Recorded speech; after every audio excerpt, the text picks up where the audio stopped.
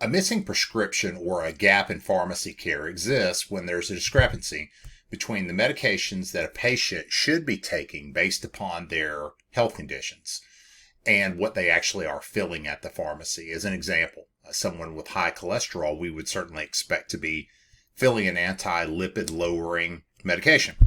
And so underneath the pharmacy section of the PlanWell app, we have a part called Missing Prescriptions, which essentially scans the claims history of each individual and determines, first of all, do they have a condition such as asthma or heart disease or hyperlipidemia, where we would expect that a prescription should be being filled on a regular basis.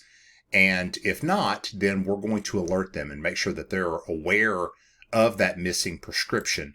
We do that in this Missing Prescription section.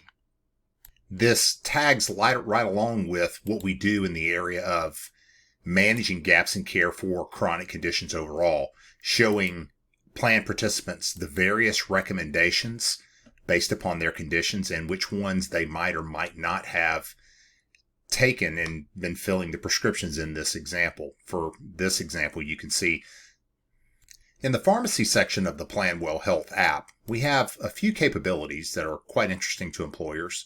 The first is to show the pharmacy spending, showing overall what the plan has been paying as well as what the participant has been paying for copays and coinsurance and deductibles. Overall, this is done on a plan year basis. Also, it's going to show the details of each drug, the amount of money being spent on each specific drug.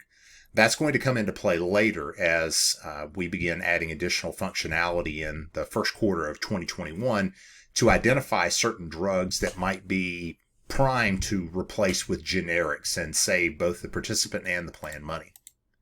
But we also have a section called Missing Prescriptions. Missing prescriptions are essentially gaps in pharmacy care that exist because there's a discrepancy between the medications that a patient, we believe that a medication that the patient should be taking based upon one of their conditions and what they actually are taking. As an example, someone with high cholesterol, we would expect to be filling an anti-lipid lowering medication, a hyperlipidemia type drug. And so if we don't see that, that's going to be a pharmacy gap in care. And it's going to be something that we need to make sure that participants are aware of so that they can do their best to work with their doctor and pharmacist to cover those gaps.